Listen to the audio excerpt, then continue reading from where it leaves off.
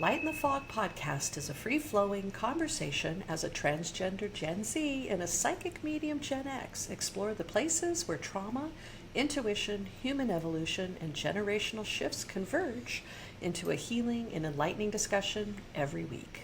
We're here to wade through all the foggy things, like calling out culturally programmed fog, crossing the veil between worlds, and managing our personal moras, whether it's brain fog or the intersectionality stew, or even that creepy mist out on the moors.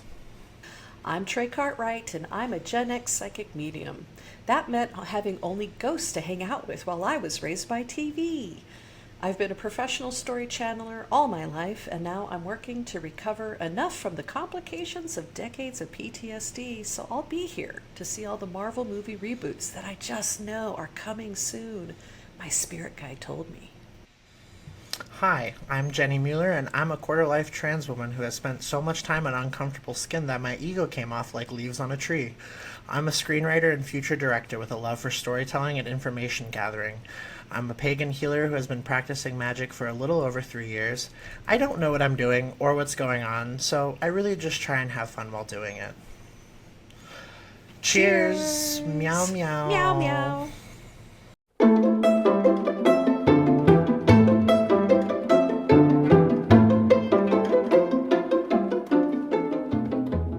Welcome to Light in the Fog podcast, an intergenerational, interdimensional, intersectional conversation about trauma recovery, spiritualism, witchcraft, and the evolution of body and soul. For our very first episode, we introduce ourselves. Jenny, the elder Gen Z transgender witch who changed the future by claiming her name.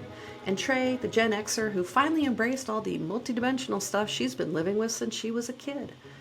We dish all the things that we just love to talk about. Neurodiversity, mental health issues, trauma issues, a view beyond the veil, and a wish for a world in which all the things that make us extra and other were embraced. So we made one of our own. Welcome. Well, here we are again, Jenny. Hello. Good morning, good evening, morning. good night. Yeah, whatever time you're watching this, thank you for joining us. But what is time anyway? I wish I knew. I hate that we're the only species that uses it like that. You know, I'm sure other animals somewhat keep track of it, but only for biological purposes. Like, what are we doing to ourselves with this time stuff, man? Like, killing me. I love that. Whenever I look at the I watch a lot of documentaries about ancient societies and ancient ruins, and when I see like all the really intricate carvings that they made, or even into like the 1600s, these incredibly ornate buildings and the stonework, all I think is like, God, they were bored. They just had so much time on their hands. The art struck through for them after their consciousness kicked in because they hated being conscious. Oh, that's fantastic. I mean, there's all kinds of, discussion in the space of, time is relative because when you're really enjoying yourself, it can go by really quickly. But when it's an unhappy time, for example, our childhoods, it can really be this extended program. And I think, for me personally, just jumping right into it, it was so frustrating as a kid because I already felt like I had no real world skills because I wasn't taught any, and yet I knew that like I have to get to the age where I'm legally allowed to like get out of this house. I have to get out of this house and I will be fine. I will figure it out. Did you have that experience too? I wouldn't say, I definitely wanted to get out of my situation in my house, but I definitely felt like there was a voice just telling me this isn't going to last forever, almost like our spirits guiding us to not fall victim to wanting to end it all, and like to pulling through and pushing through because it is going to get better, and that, idea of the light at the end of the tunnel, if you will. Man, it took forever to reach that frickin' light, and now that I'm there, I'm just like, it's good, it's a lot better, but it's still really bright. And I definitely had that vibe as a kid that if this went on forever, I wouldn't survive, and I had to trust that it wasn't going to go on forever. and it didn't. It definitely did not. And there's certain things that have carried over for both of us for sure, which is why we're here to unpack and to process. But it's 2020. It's hindsight for us now. A lot of it is, and so we have a lot of that clear vision about all of it. And yeah, I was definitely just trying to survive and get out of that situation and get better, internally and externally. So Right. yeah. There's a number of things in there that kind of rang some bells for me. But this idea that this is kind of a metaphor for humanity. I don't know if you do this, and we're going to edit all this out because I'm doing that ADHD. Like, I'm not diagnosed, but my brain does this where I will have like seven thoughts all at once, and Yes. I literally have to stop myself and be like, okay, slow down, pick Your one, browser just has too pick many one. tabs open right I have now. too many tabs. Too many tabs. Well, maybe that is something to include in the conversation because you and I are both neurodivergent, and that's one of the things that happens with me. Is that something that happens with you? Oh yeah, well, and that's very much a culture thing. Is there was some interview? I think it was Zendaya who was like, "My brain is I have 17 tabs open at once, and one of those tabs is playing music, and I can't figure out which one." And it's like, oh, that's so neurodivergent. Like, yes, that's it. That is Excellent. everything. And I like to think that she's actually just because she comes across. I mean, obviously, media. You're striking a pose, but she really does just come across as like a very chill individual. So Yes. I'm like, so what? Like, is she actually just listening to her music tab and like, and what's the song? Like, I want to know what song she's Right? gonna play. What song do people have stuck in their heads all the time? Yeah. Ooh, such a good ADHD question because everybody does, unless they're actively talking. Yeah, Um, and you called it I associate it with you called it a stim. Do I have that mhm. right? Yeah. Maybe STEM isn't correct for the internal processes, but from my understanding, STEMming is patterns and behaviors that you do that don't contribute to anything externally, but they do contribute to your internal process. And a lot of the times I don't want to say involuntary, but they're subconscious. Like you just do it. One of my stems is meow meow. Um, because I had a neurotypical parent who didn't like the noises that I would make as a kid and who didn't like me just being weird for the sake of being weird and was like, stop it, like what are you doing, you need to stop that. And so now I'm an adult and I'm in my house alone and I'm like, nobody can tell me what noises I'm allowed to make, and I'm going to make whatever noises I want to, and I can and I will.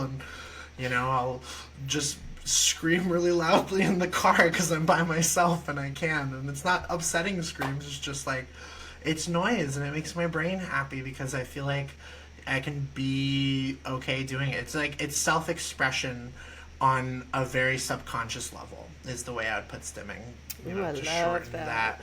Yes, Yeah. yes. So I think the variations for me is I hum apparently. Mm, yeah. And apparently it's very musical and like anytime there's so if I'm having a meeting with someone or just a conversation and there's any kind of a lull, I'll start humming. And I've had a Hmm. couple people point it out recently, and I realized that I've been doing it my whole life, but I've had friends for a long time, so they probably got over the fact that I'm over here humming to myself. Whereas I just moved somewhere new, and these people don't know me, so they're like, "You hum a lot," and I was like, "Yay, I do Yay. apparently."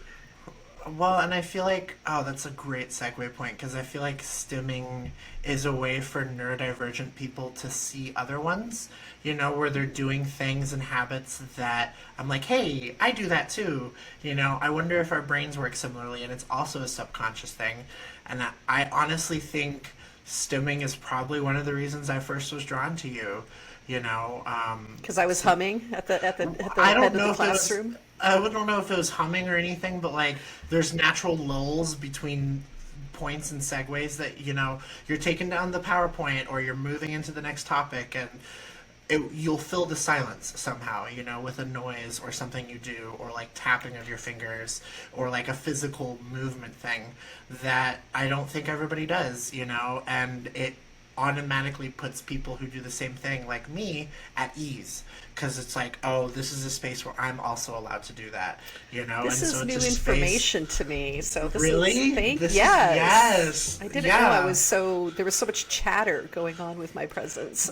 Well, it's just because the silence externally does not reflect what's going on inside of our brains, because it's almost never silent in our brain, and like it just doesn't make sense to have the space be completely silent for us sometimes. And I'm not saying silence is uncomfortable, but like, the idea that some people don't have thoughts sometimes is blows my mind. And that really blew my mind as a kid. I'm like, what? People are empty-minded sometimes? Like, wow, that's not me. I'm never like that. I can name one time I didn't have a thought for a little bit. It was You probably marked the 30 it, and second. you're like, something is happening. I was like, here. is that what that feels like? Interesting. I don't think I like that. I don't want to do that again. Although I will say that part of healing, the trauma, and I'm not associating neurodivergence with a trauma response, but my brain got way quieter when I got deeper into my healing, and that was so Yes. unnerving. I can't begin to. And now I chase it. Right now that I know what peace of mind is, it's like, oh, I gotta go get some of that more, please. Well, and I want to touch on what you just said. I personally absolutely equate neurodivergency with trauma, because this is a society. Well, if you think about neurodivergency, a lot of the culture and language around it for my generation is that it is not a disability. Being ADHD is not a disability. The disability comes from the fact that the society isn't set up for you. If you think about being in a wheelchair, it's not a disability until the place you're going to doesn't have a ramp for you, and then suddenly you're not like everybody else. And it's not your fault, it's how it's been set up for you, and it's the conditions. But you don't know that, and you don't understand that, especially when it's on an internal level, and that creates trauma. Me having a neurotypical parent who was constantly upset about my stims, who didn't understand why it was so hard for me to just clean the frickin' kitchen, and to keep my room clean. I could not.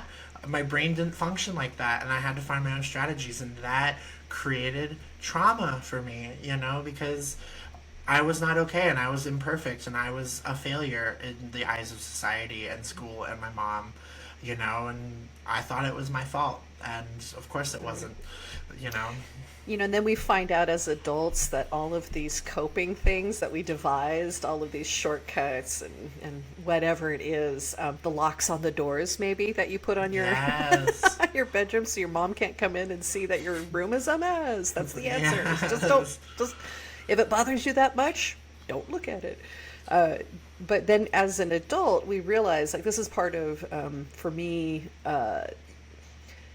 First off, recognizing what's a coping mechanism, being glad that I have that coping mechanism, and then realizing that I don't need the coping mechanism anymore. Yes. Yeah, which is a Well, big one.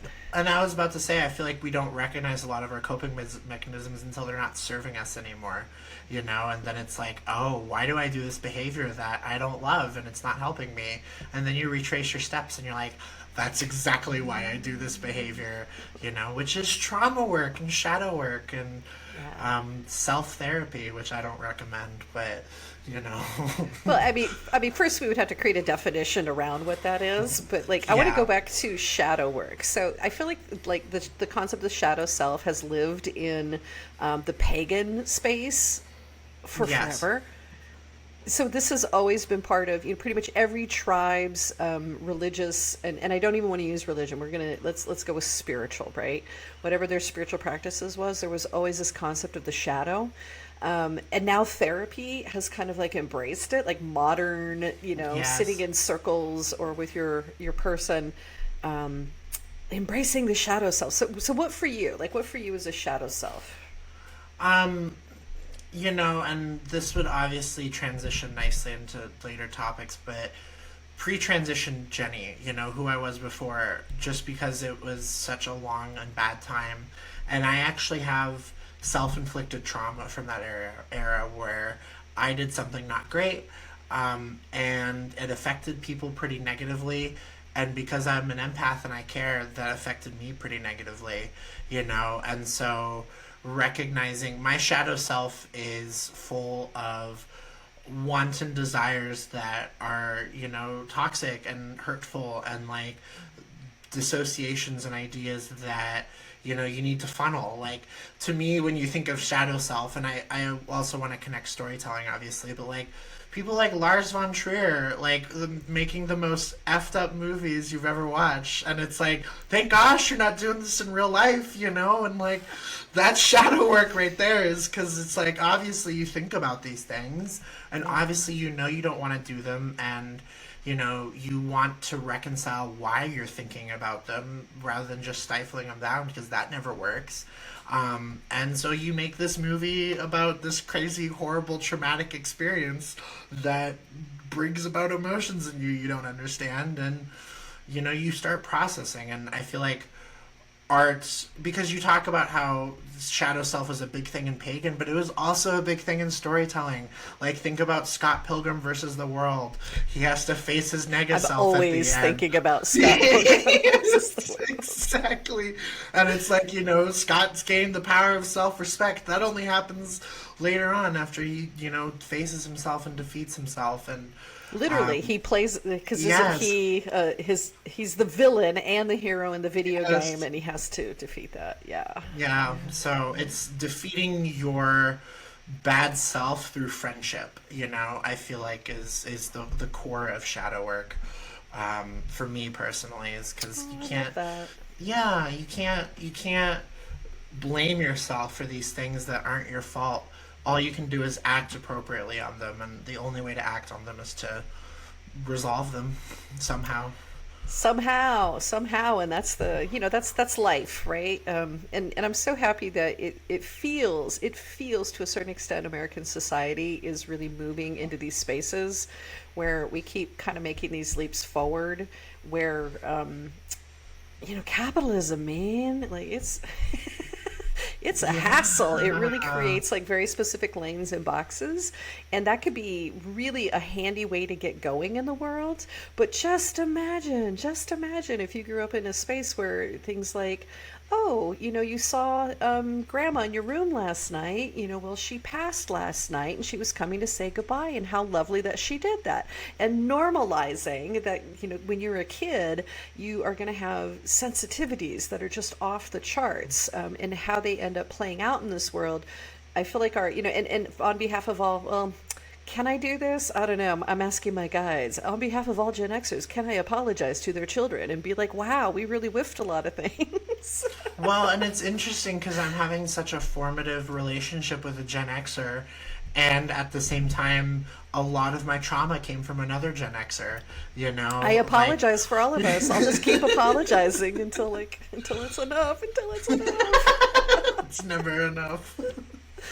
But it's true, because we were in a big transitional space coming out of, and I love talking about this stuff. I'm a big believer in epigenetics, and the things that our parents went through get baked into us, and then the things that their parents went through get baked into them, and it goes back and back and back, and it gets reduced to this idea of like break the cycle. So when I first was Yes. in contact with the concept of breaking the cycle, it had almost exclusively to do with, hey, don't beat your kid. When I was growing up, there was a commercial that would literally educate young parents, well, mostly young parents, but they would say, they would have, oh, so imagine this, I don't know if you've ever seen this commercial, where they would have a young mother or father, didn't matter. I respected that they appreciated that both genders were involved in abusing children, and they would be really stressed. Sorry, they'd be really stressed. That Why was am I great. apologizing? Oh, because I'm a Gen Xer. We apologize for everything.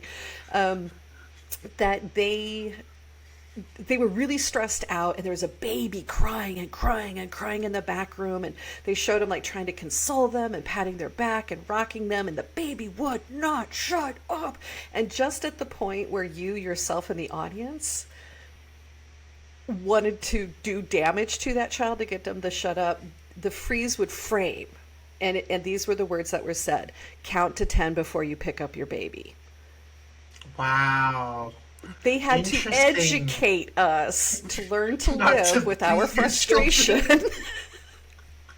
We're laughing, but It's true this is though. what we were working Yeah. with as Gen Xers. This is our toolkit was okay. Count to 10 before you throw that punch, before you say those words, before you get in your car really angry and you're going to drive 100 miles an hour, before you, I don't know, drink that bottle of vodka. Like, count to 10. And I swear that this is a message that it's super potent. I mean, most people need more than 10 seconds to remember to not do damage. But it was a moment where it's like your shadow self is operating. It is not your best self. You have control, but you're Yes. going to have to do something in order to get your better self moving here.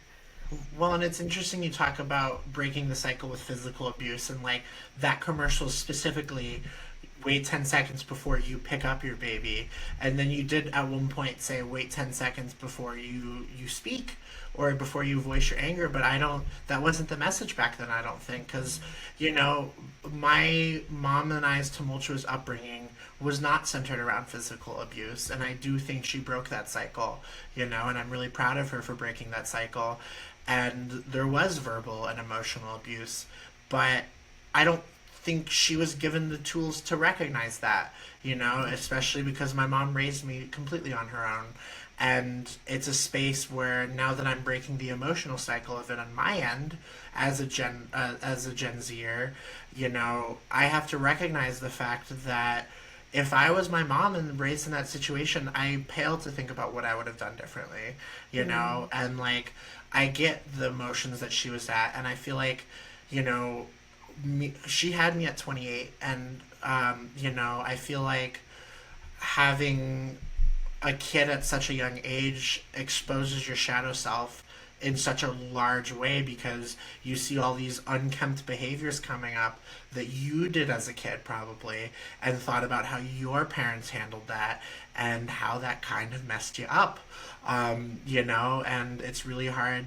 You think about id, ego, and super ego. I feel like the shadow self is the id, you know, and you've got to work your way up to the super ego. And I feel like for Gen X, it was about getting from the id to the ego, you Mm. know, from getting away from that primal instinct to just recognizing a bad situation, but not necessarily thinking about all the outcomes of that bad situation yet, but just recognizing that it's there, you know. Yeah, yeah. So this idea, so I always called the id the feral monkeys. Mm. So part of my diagnosis is I have PTSD and I have CPTSD, so complex post-traumatic stress. And for many, many, many years of my life, I was operating purely from a triggered place. Yeah. There's no concept of being able to control a volume. There was no tools. There was no conversation. They barely even had a name for it. And I always called it the feral monkeys were driving. You know, like Yeah. I'm in a school bus with 50 feral monkeys, and I am stuck in the back.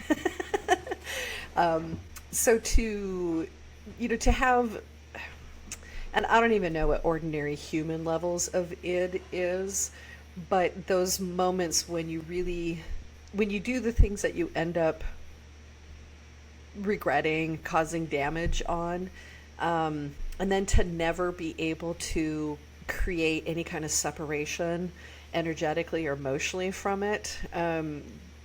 Wow. That's a really, Yeah. really hard place to be from. So my aspirations for myself is so my response to the id was to develop what one of my healers called the most overdeveloped super ego that she had ever seen, because Wow. I am an overachiever in all things. Yeah. And I think that was more disruptive. I installed the superego to keep the feral monkeys from burning down the world. But what was the Mm. damage that was happening from the superego? Dun dun Right. dun. Well, and because I feel like, you know, the true cycle breakers of the world, the ones who are breaking the physical and emotional cycles that they have been instilled from generations, operate so fluidly between id, ego, and superego, and obviously it's about the balance in the ego, because if you're working in superego all the time, you're never giving space for yourself and not self-caring properly, and I also feel like that's a huge detriment that even especially my generation struggles with so hard, is proper self-care and healthy self-care, and understanding self-care does not equate to selfishness, and you know to give background a little bit, because I know that's one of the things we wanted to talk about. When I first interacted with you, you were my first. We went to the same. We were under the same film school together, with me as a pupil and you as a teacher. And you were my first teacher at that film school ever. We had the whole production class that had the writing, the video, and then the editing. And you were the writing portion, and my first teacher ever at that school. And I can always tell when I'm with somebody who is a cycle breaker, because they're balancing with this id, ego, and superego all the time, verbally, and processing through it all the time, and processing through it externally, usually because that helps others. And you draw us in, and you drew me in, and you drew forward a healthier version of myself, because I saw a healthier human in front of me who, yes, is a part of a generation that traumatized me, but isn't bogged down by, well, okay, isn't actively in the marsh of the kind of things. Like, yeah, we're Class still was an bogged hour and a down. half. I could keep my stuff together for an hour and a half. Well, like, yeah, but then there'd be days where it wasn't as easy to keep it together. And I'm not saying you ever did Yeah. that, but, like, it was an hour and a half every day for a little while, and then we ended up having another class together, which was extremely formative for me and my filmed expression. And then, you know, when I found out you were so metaphysical, and you eventually did a past life reading on me, it blew my mind that you did past life readings. I was like, what a coincidence. This person I was so connected with in film school, who helped me so much, and now I'm looking at it, I'm like, of course, Trai was spiritual. The messages were there all along. And I feel like when you break the cycle, it's hard to not have your spirit grow and expand. Like, Oh, I love that. Yeah. it's, well, yeah.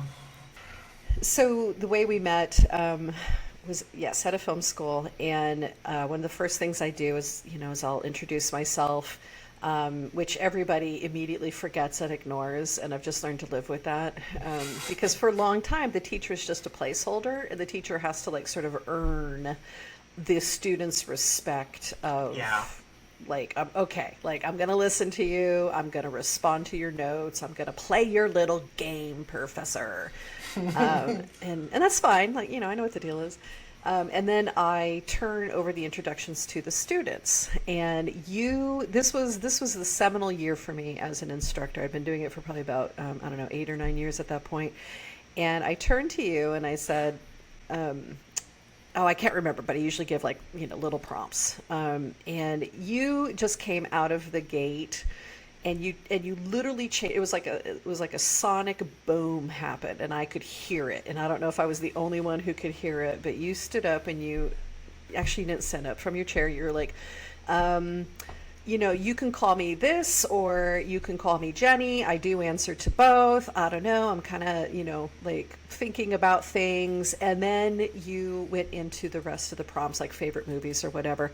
And I was just like, oh, things are different now, because you were willing to come right out and say, and I don't, and we've talked about this, and I'm not going to speak for you. You can give your response to it. Obviously, but I knew from that moment forward that everybody in that classroom was going to have to work at your level, and it was like, yeah, Wow, what a compliment. yeah.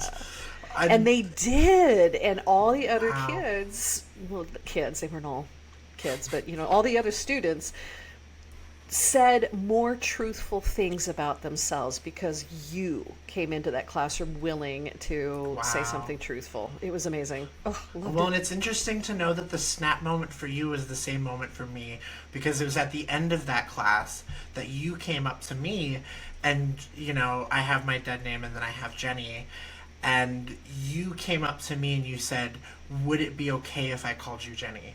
And up to that point, people have the most I've been asked is, "What do you prefer?" And it's so early in my transition, I don't know what the heck I prefer. Like I don't know. That's an uncomfortable question. And you took it a step further and you're like, "I prefer Jenny. Is that okay with you?" And you were the first person to ever prefer Jenny. And I had to truly ask myself, is it comfortable to be referred to Jenny in a public space? You were the first teacher to ever publicly do it.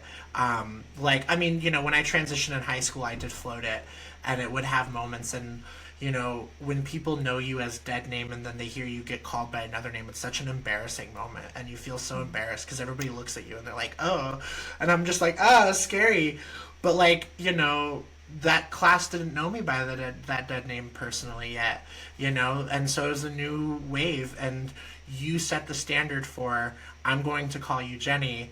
It's Jenny in this space," and I wanted Jenny to be in that space, and I wanted it to be a space for Jenny, and that was my first moment of understanding, wow, this entity, this idea of Jenny takes up space for me.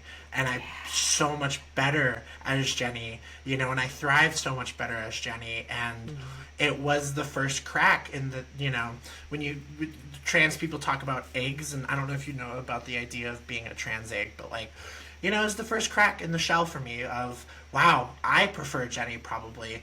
And I don't know how to vouch for that. I don't know how to say that to people because it's really uncomfortable for me to be like, "I know I look like this man, but call me this feminine name, please."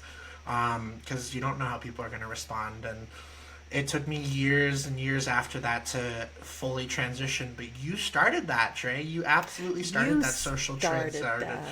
Well, stop it. You did. So of course the Gen X in me is like, "Oh no, I simply announced I was going to call you Jenny," not thinking that might not be comfortable. I'm sorry, but also so I read people energetically all the like, it's not even something I can control. So when I'm looking at a classroom, I'm working with a classroom and getting everybody, some of my favorite phrases, but getting everybody facing in the same direction because it's just easier. We're just going to get so much done if we're all just facing in the same direction. And part of that is to respond to them on that energetic level. And that's who you were. I mean, you just were. I mean, I could have called you by the other name, but it never would have. And that's fine. People get to be called whatever they want. But I don't know. There's something in me that felt like because you said it, it was something that you were trying to embrace for yourself, and I wanted to do that with you.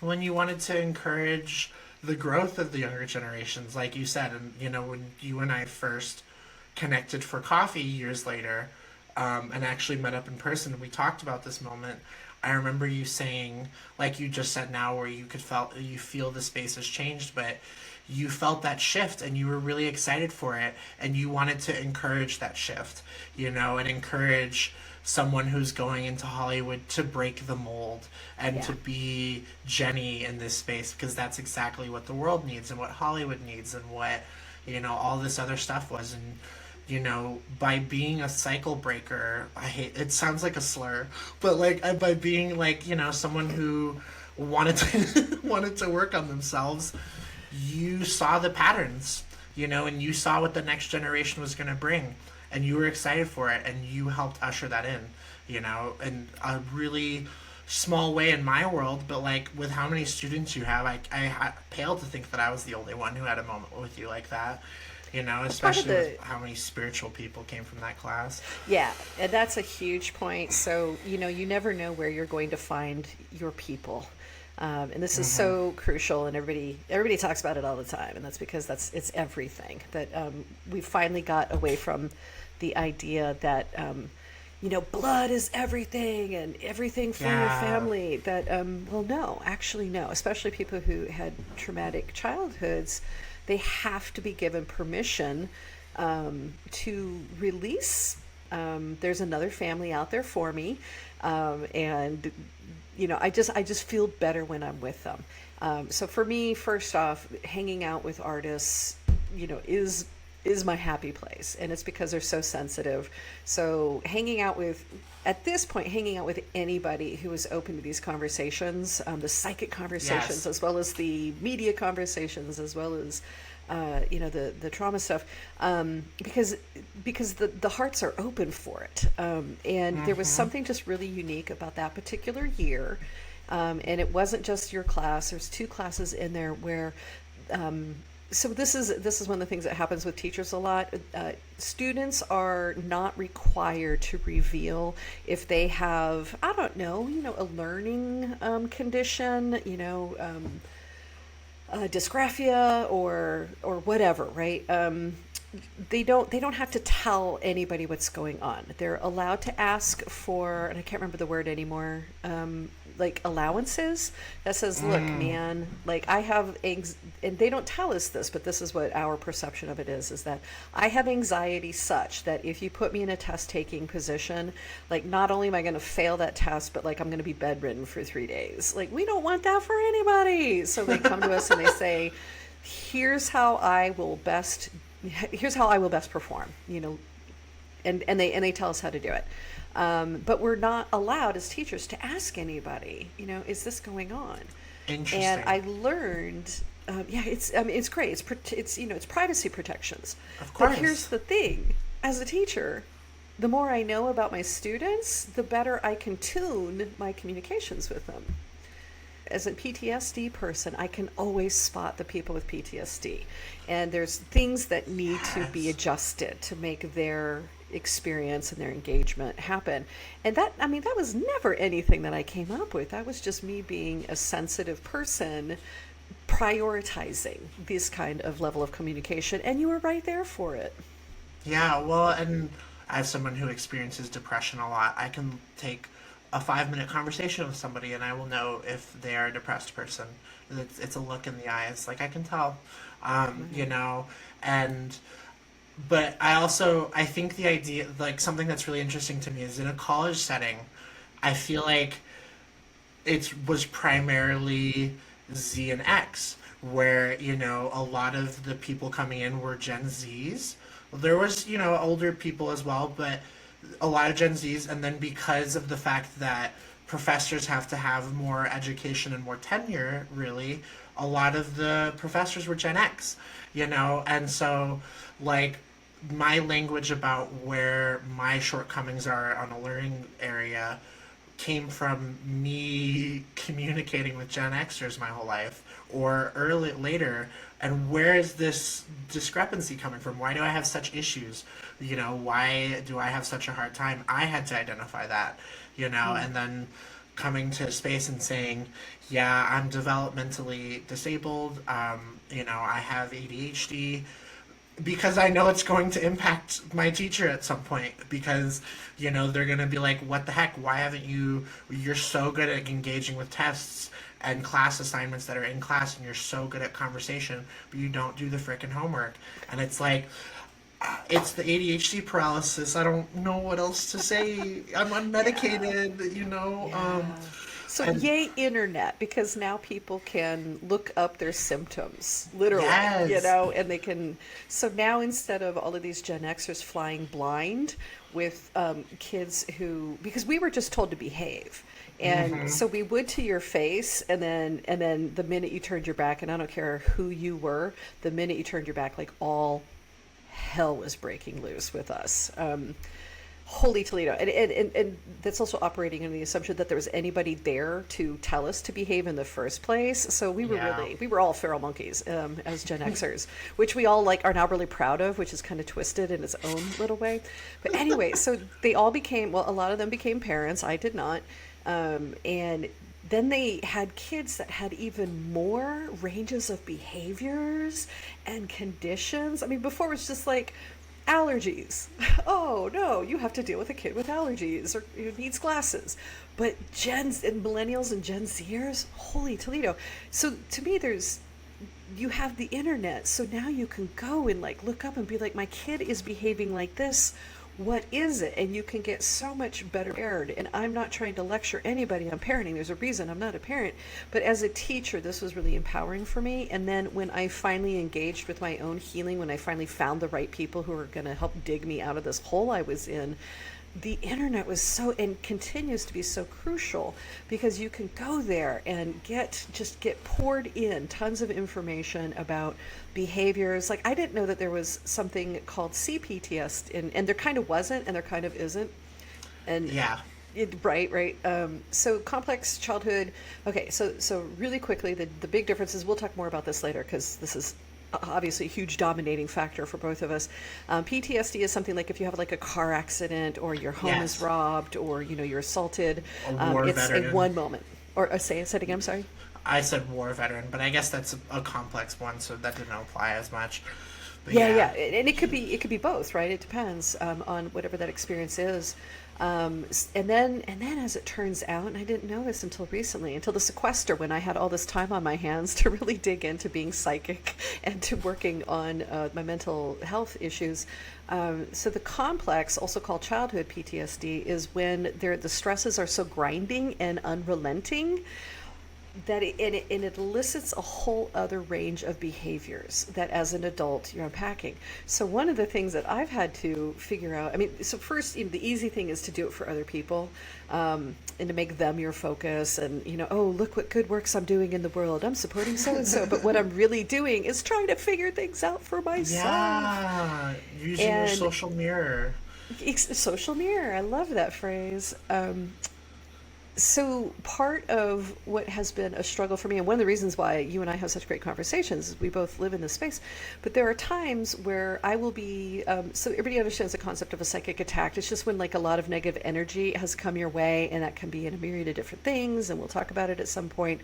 But my psychic symptoms were lining up and confusing my post-traumatic stress disorder symptoms, Wow. and I couldn't sort them out, like, because you don't know how, like, what tools to use until you know what is driving the bus. And then I found out what I really have is CPTSD first, and then PTSD, because I did have some of those one-off hits, right, that caused the Yeah. PTSD. And when you start breaking down the different symptoms, not only does it fill up walls, of the different ways that people end up getting changed by these things, and the coping mechanisms that we create to try to just get through a day. Holy Toledo. So now you're like, okay, is this an energetic thing? Can I clear it? Or is this a triggered thing? And do I have to use those tools in order to get through it? Well, I will and my stop there. thing is like, why not both sometimes? Because I always believe there's a spiritual and scientific explanation for everything, and that in order for spiritualism to exist in this world, science has to agree and back it up in some way, because that's how the world functions. It's just science we don't understand. But I also want to address the fact that CPTSD is also a new term for my generation. It's new in It's general. new. I It's didn't not even in the book yet. No, I didn't hear about it until last year when I was conversing with a fellow Gen Xer who is non binary and trans and mentally ill. And they were talking about CPTSD, and I was like, what's that? And they went through all the symptoms that you have of CPTSD, and I was just like, oh my gosh. Stop now. Uh-oh. Yeah, I'm Stop not now. okay Stop now. anymore. Because, like, outside of not having my dad in my life, I did not have an externally traumatic childhood. I didn't have any horrible things happen to me. I should not be this messed up. And then when CPTSD came in, and it was like, oh, my Oh entire yeah. upbringing sucked internally and was not okay and shaped who I am now. Um, and, it's interesting to me that the metaphysical came first for both of us before that idea of CPTSD came around. It's almost like Yeah. the world was giving us the tools we need to unpack this, which in my world is witchy and metaphysical, has helped me with my trauma a lot. Before, like, we needed the tools first before we could actually get the right terminology and get the information that we needed. Because without the tools, it's like, what help is that information, you know? Yeah. Um, Yep. But you have to start, as GI Joe says, knowing is half the battle. So, like, first you have to be able to acknowledge. I did not know that came from G.I. Joe. Well, of Oh. course it came from GI Joe. Who else would it come from?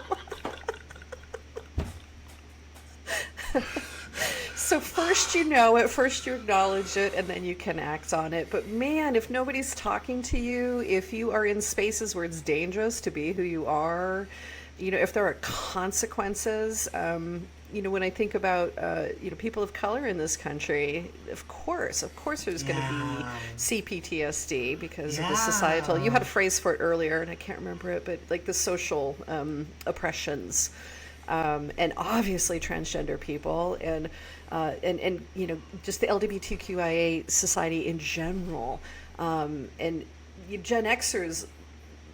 We're hoping that it's easier because my gay friends stayed closeted until way into their 30s because they had to get their careers going.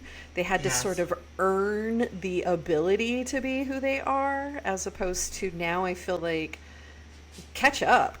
This is who we are, Yes. deal. Which is like, that makes my heart very, very warm. But it's not to say that there's not still going to be these traumas that are happening. Yeah. We have a lot to talk about. We Jenny, we do. have a lot to talk about. We really do. Absolutely. I'm really excited. And every time we have an episode and start talking, all these other doors start opening up. And I'm like, oh my gosh, Yes. Oh such a my great future gosh. episode. It is. And my dog is down for it. So I don't know if the audience can hear this, but there's this breathing thing going on. That's my old senior dog who's like breathing. It's not a ghost. It's just an old cattle dog banging into things because she's blind and breathing really heavily. Who So, knows if Winnie has ghosts, though?